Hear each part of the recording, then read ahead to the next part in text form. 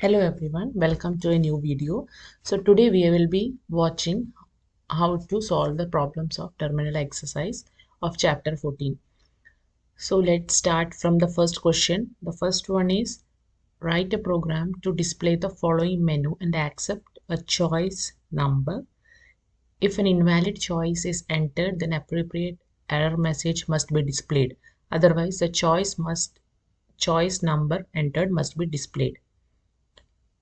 And four options are given to you.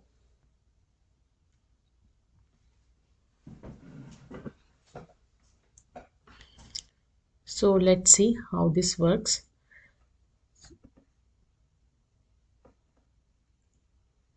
You can see the program here displayed.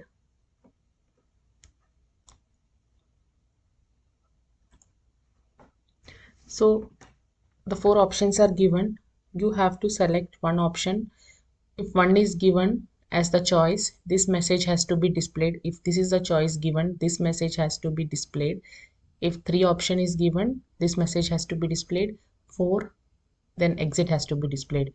So by watching this, we come to a conclusion that we can use the switch statement in this case because we have got so many options here, and based on the choice entered we have to display the result. So we will be using switch in this case. So for that we need a variable ch or any variable which has to be declared first, that takes up the choice from the user. It has to be read in the second option, and then it has to be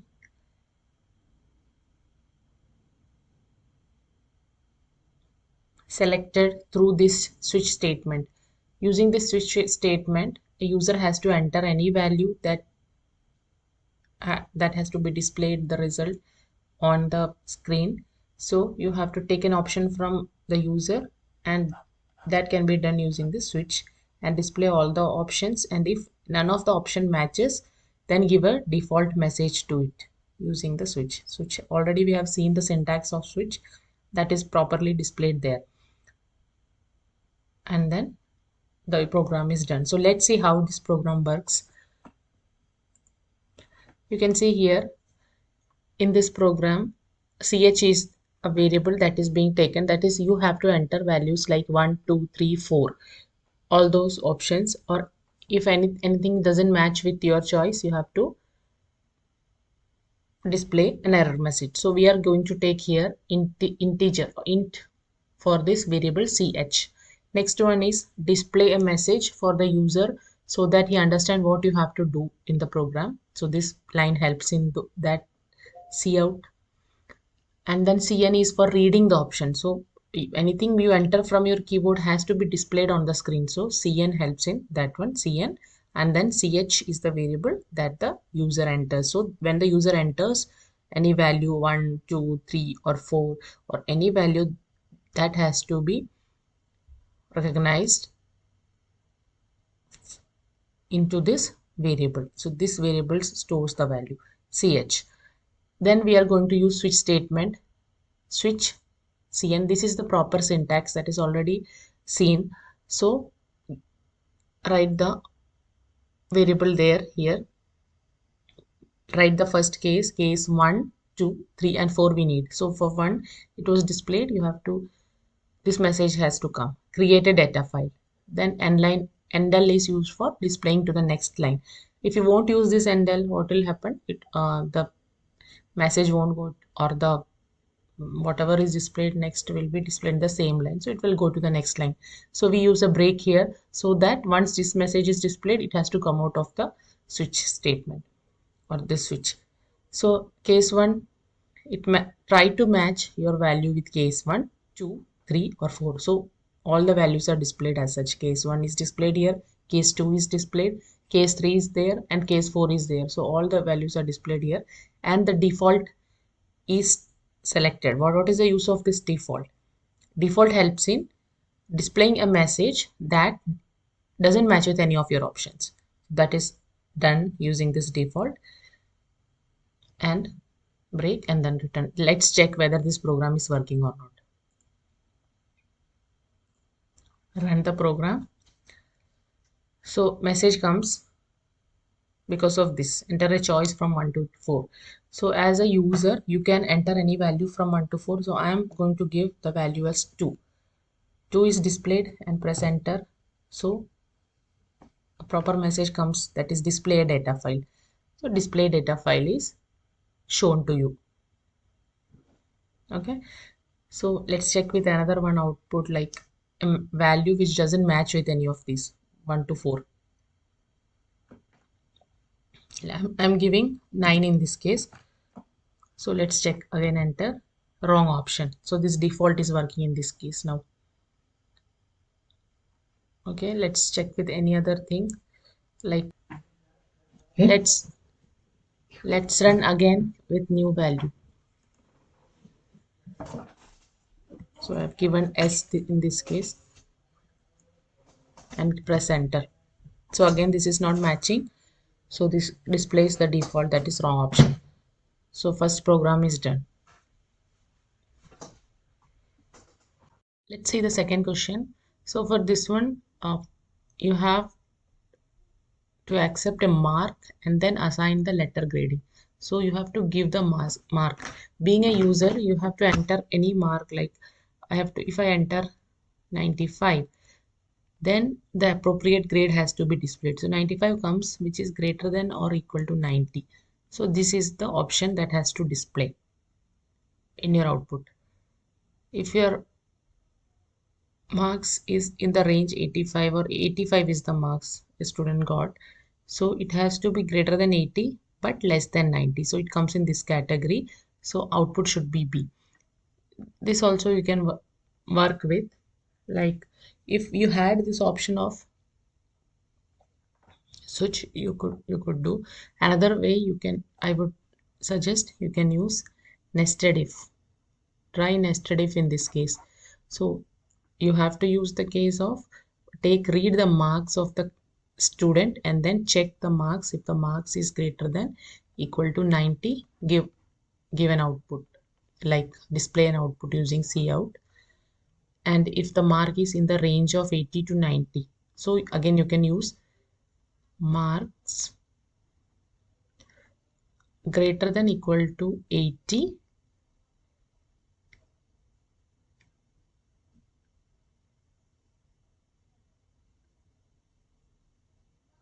and it has to display, and your mark should be less than 90. Just try out this way of doing.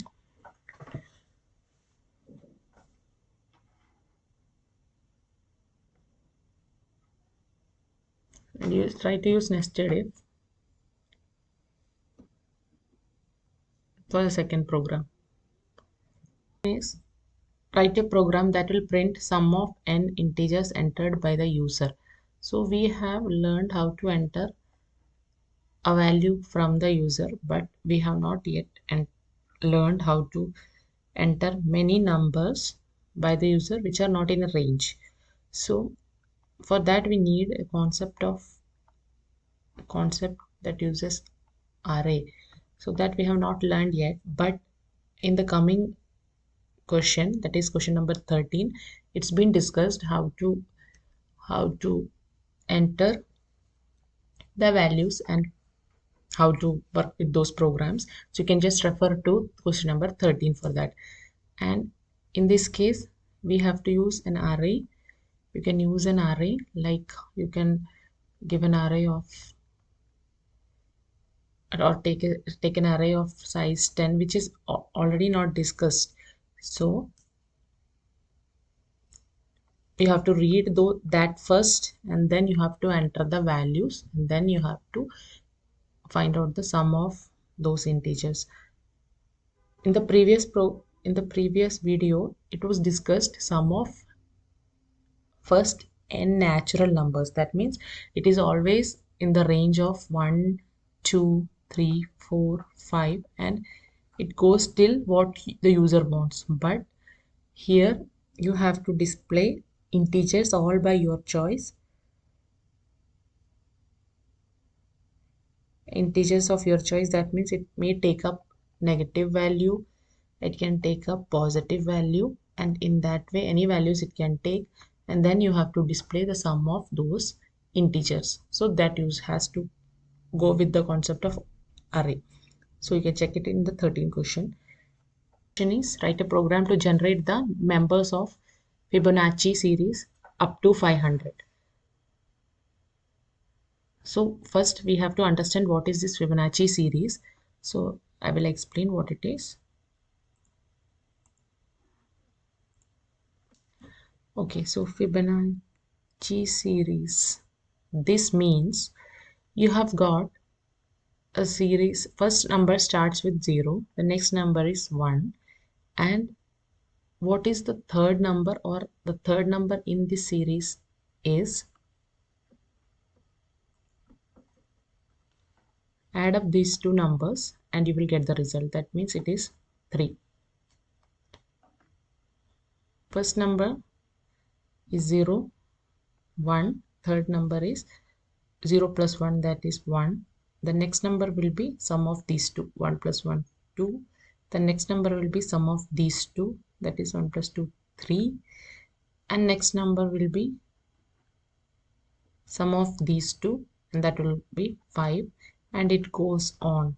So you have to display up to 500. So it can be till the number 500, or it can be first 500 numbers. That means, so the program of Fibonacci series is this. In that you have to first display the first two numbers, that is 0 and 1. So that is being done here.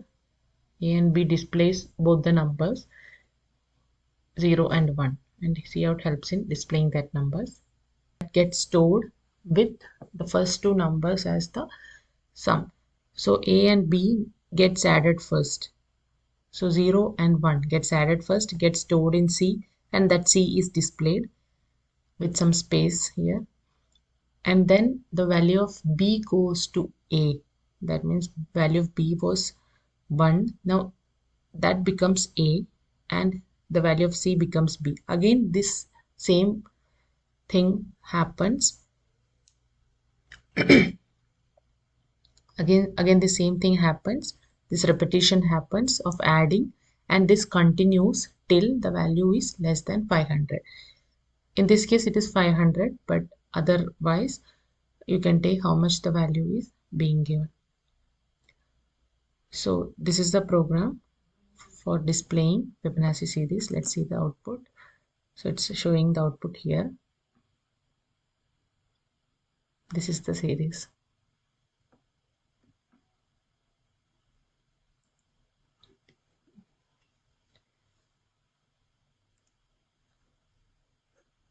This C++ program is not discussed, but then you have to display the first that many numbers of program. In that case you have to use this loop, that display first two numbers, that is 0 and 1. That's already done here, and then you have to select all the way to 10 numbers from that. So here the iteration starts with I, that is 2, because first two numbers are already displayed. It starts with this third number 1, and from there it goes till it becomes less than 10. So 10 values will be displayed in this case, and same logic is same, but here we are not using C. In the last program we were using C to display till a number. So that was the program. So that's the only difference between these two. This program is for displaying till that many terms, the other one was till a number, given number. So that was the exact program for that. Check out both of this program. Type these programs by yourself, then it will be easy for you to write a C++ program very easily. Next question is for reversing a given number. Try this program by yourself. The logic is, if number, you have to use the logic of, if your number given is 3, 2, 1, then you have to convert it to 1, 2 and 3. So how you can do that? So that logic has to come here. Try out this program by yourself. Let's go to the next program. So this is the next program, sixth program. So here, what is the output required? Write a program that will print the table of any number up to any number. That means if you want table of 4, you have to input from the user, and if you want till 5, that means up to what number. So it is displaying 1 2 3 4 and 5.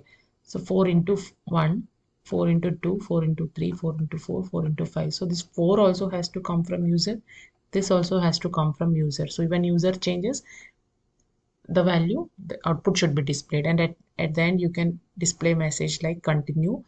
If the user wants to continue this, he has to give a yes, and if he doesn't want to continue, he has to give a no. Maybe it can be through an input of a character y and n, and the output has to be seen on the screen. Here you can see this is the program for it. So here first the value of 4 has to come from the user, so that is n. Okay, so a display message to just understand what table you want from the user. So that number is 4. Like in the example it was given 4, so here it is n, so it has to come from the user through n. And next one is till what number you want the multiplication, that is 4 into 1, 4 into 2, 4 into 5, till 5 you want in the exam, in the question. So for that you are using another variable, that is L. Read both of them, C and Cn helps in that. Then see out the table. So you want the output to be displayed like this, the table of the number, which number, whatever you are entering is, and you are displaying that whatever comes after this. Let's check what happens next. So t is a iteration variable used here, so t has to be declared here. It's already done here. Use this for loop. For each iteration this has to get repeated. Okay, so for first it has to display 4 into 1 and then output, then it has to again do the next thing, 4 into 2, like that. So this way a helps in storing the multiplied value. That means 4 into 1 is 4, that 4 has to come, that 4 will be stored for the first time in a. Then for the next iteration it will be 4 into 2, so it will be 8. So next time it will be 8. So that way, so each time you have to display that result. So first time you are doing 4 into 1, next time you are doing 4 into 2. So that every time whatever result you find, that will be displayed using this line of cout. So write it in that proper way. N, what is n? Here 4. Multiplication symbol has to come on the screen. Then you have to multiply each time 4 into 1, that 1. Then is equal to has to be displayed. Then you have to display the output, that means 4 into 1 answer is 4, that 4 is displayed here for the first time. Second iteration, second time when you are doing this, it will be n will be 4 again. 4 into t becomes 2 because of this t plus plus, t value becomes 2. So t 4 into 2 is 8, that 8 will be stored in a, and respective output will be shown to you. 4 into 1, then 4 into 2, then 4 into 3, like that you will get till what number you have given. In this case it was 4 into 5, so that output will be displayed. And L always used for going to the next line. If you won't give this, the proper output won't be visible to you. Now after doing this much step, you have to also display to the user that you want to continue this thing or you just want to end it here. So for that you have displayed a message here. So whatever message you give, if it is yes and no, that has to be read by the user through a character y or n. So for that this b is used. And what is this b? B is a character. So char, character, only one letter you can give. So b is the variable for that.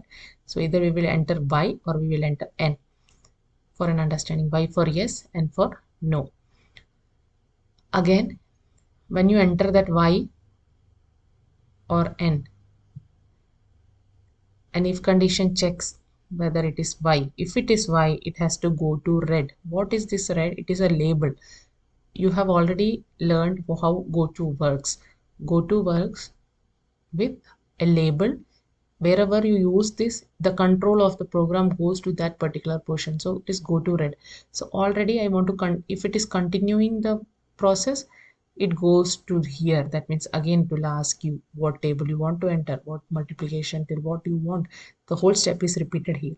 So this red helps in that. That's why this label is used.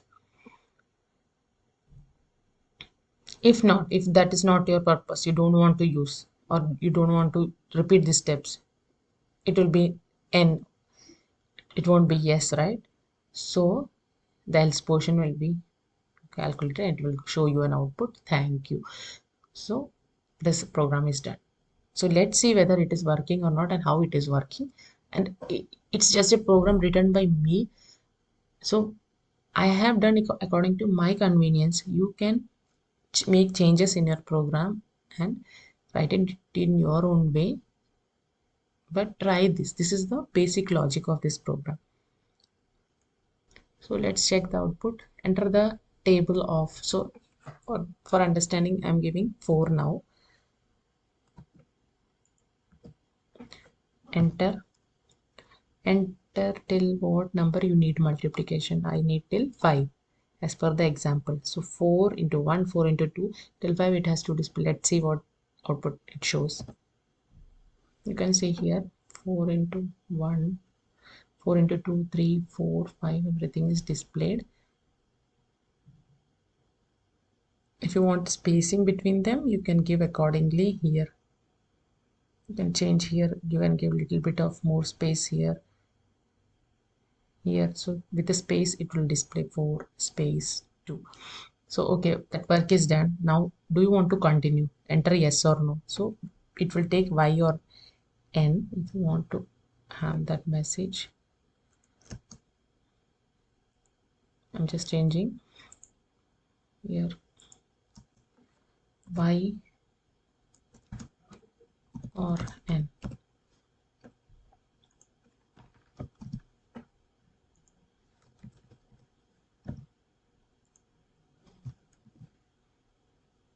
Let's run again. Same thing, 4, 5. It's coming here now with a proper message y or n. So this time I'm going to enter y. So if y is entered, I have to continue this, right?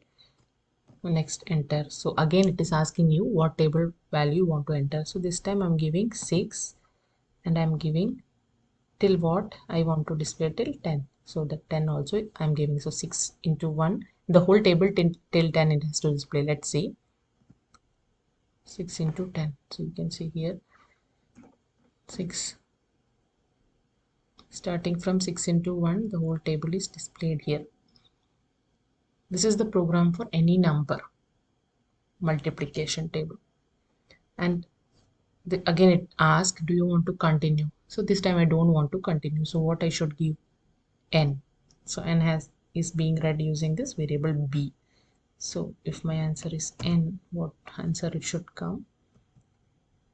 Thank you. That message is displayed because of this thank you. Okay, so you can beautifully write program by yourself.